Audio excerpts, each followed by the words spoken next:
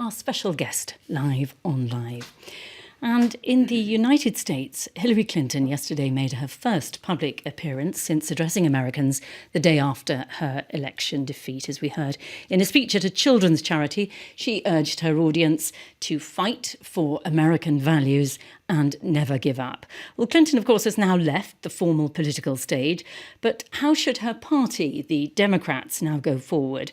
Large numbers of the traditional base of the Democrat Party, blue-collar American workers, appear to have deserted the party, and the Democrats now need to know why they're leaving and who is voting Democrat and how to get more votes. So to discuss this issue, I'm joined now by Constance Borde, who is a prominent American living here in Paris. Constance, you are Vice Chair of Democrats Abroad in France and also now a Superdelegate and a member of the Democrat National Committee. Clinton did, of course, win the popular vote, but the point is she didn't win the election, and there are various theories. I mean, I'd like to start with your take on it. Why do you think she lost? Well, it's very interesting. Needless to say, the DNC, that's the Democratic National Committee, we've had several, at least WebEx conversations. I'm not in Washington, so I have to be on the computer screen. But there is truly a soul-searching within the Democratic Party, especially as we had a candidate who a lot of people think now could have won those states that we lost, because those are Democratic states. Those are working-class Democratic states that we've practically never lost before. So within the Democratic Party, of course, you have the Sanders, more progressive, and we have a lot more progressives coming up the line in the Democratic Party. In the Senate, of course, we have Elizabeth Warren. We have Keith Ellison, who was a Bernie supporter to the very end. So and he's in fact running to be chair of the DNC. We do have this inside party discussion going on. Who should be running this party? Should it be more? Should it become more progressive?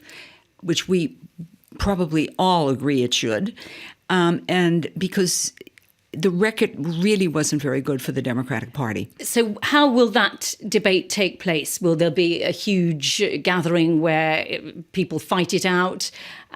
Well, it's already beginning, as a matter of fact. It's a discussion that's already up. For example, Democrats Abroad, we who are on the DNC from Democrats Abroad, we are... Just to be clear, how does somebody get onto the Democratic National Committee? Who's on it? You have to get elected.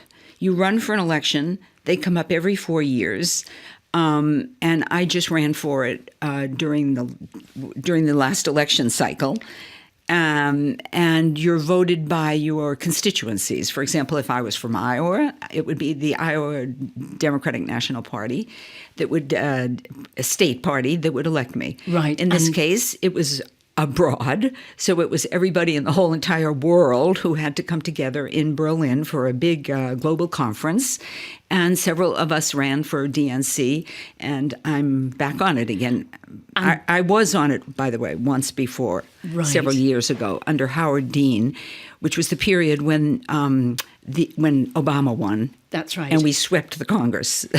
Just to be clear for our listeners around the world, so the Democratic National Committee, they discuss where the party is going, the strategy. They're supposed to. Right. They're supposed to. Now, you have on top of that another layer of influence. That's the campaigns themselves.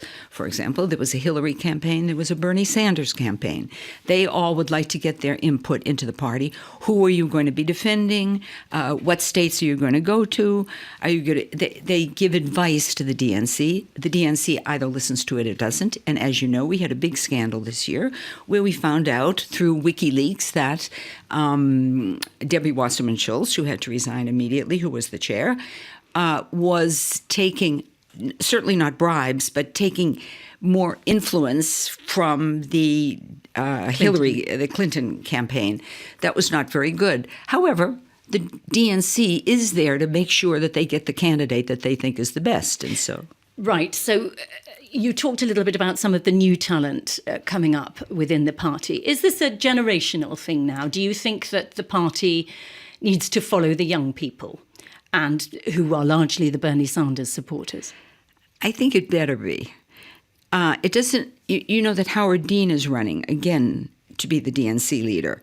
And he was incredible. He was the best party leader we ever had. So this is really, but he nonetheless, Howard Dean, who was a radical way back then, left wing, is no longer.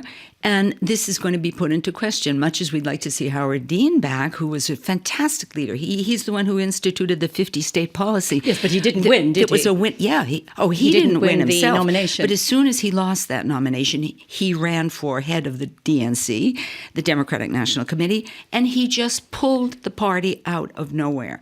He's the person who believes that you should go down to the lowest state levels and get to the people and elect people on all levels, not only on the top, not only wait until the presidential election comes around. And for me, that is what a party should do. So it needs to go back to the grassroots, much less Washington insider environment, back to the grassroots and a swing to the left. I would think that it needs a swing to the left, yeah. But it definitely needs a swing at the grassroots level. Because if you look at the map, when you looked at that electoral map that you saw on election night, it was pretty red. You should see what it looks like if you go down to state and local authorities. It's very red. So once you let that happen within your party, you're in trouble. Because it's very hard to win elections up on the top when you don't have the base that needs to be there to support you. But attorney generals, mayors, sheriffs, all along the way. And by the way, we made great progress in Texas this time. Don't ask me how or why. Nobody expected that on the local levels. Right. Yeah. This is a scenario which you can see in quite a few countries, actually, that it appears that America has swung to the right in Congress and with an albeit extremely idiosyncratic right-wing nominee. So why is it a good idea for the Democrats to swing to the left? Won't that just polarize America completely, even more so than now? Because in fact, Trump, okay, you can call him right-wing if you want, because he's nationalist, because he's for building walls against immigrants. I mean, there are a certain amount of things that put him on the right, but he's not a Republican, a pure Republican, in the sense that he really did appeal to the working class people. On economics. If you followed his discourse and if you followed his speeches that he made, and by the way, he did go to Michigan that we lost. He did go to Wisconsin that we lost. He did go to Pennsylvania. Well, we did too. But he went to all of the states where people are really suffering, West Virginia, states that we could win if we had our old party discourse back. I mean like the Franklin Roosevelt discourse, where we're in trouble, we're here to help you. That's what the Democratic Party does. Labor unions have virtually disappeared in the United States. I mean, they're still there, but not to the degree that they were in the past. People need the Democratic Party. Working class people need the Democratic Party to defend it. Now, but you realize that this is not a problem that just started this year or last year or 5 years ago. This started back in the Reagan era. Well, little by little, slowly but surely, the world started changing, where the world became deregulated, where labor unions were busted up. There's a lot that you have to consider. So do you think on economics it should be quite protectionist, as Trump is? Well, we have to find something in between that isn't. I don't even think Trump is going to be that protectionist when the moment comes. As a matter of fact, I don't think Trump himself knows. It's very interesting because in his book about Art of the Deal, I don't know if yes, he always said, I never quite know what I'm going to do every day. I'd sort of go into the office and I let it happen and I react.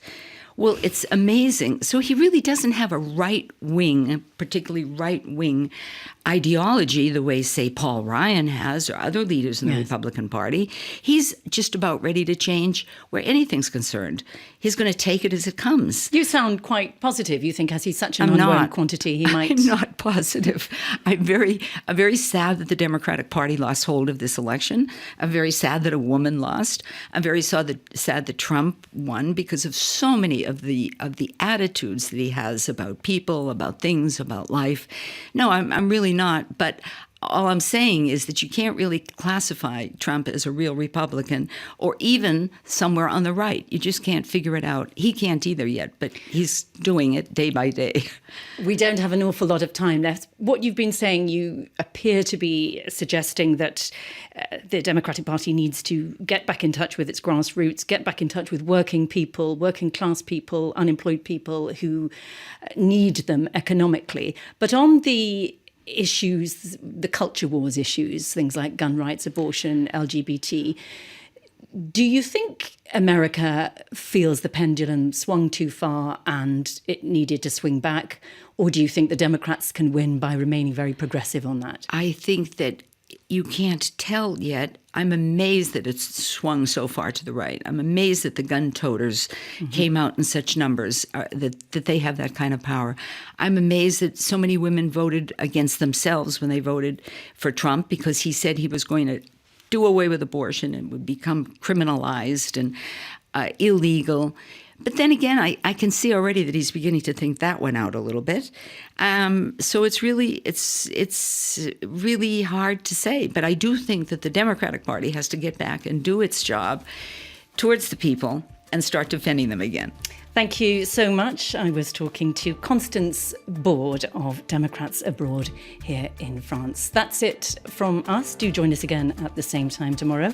Remember, you can write to us at parislive@rfi.fr and you can send us a letter, BP 9516 Paris 75016 France. That's it from me. Take care until the next time. Bye-bye.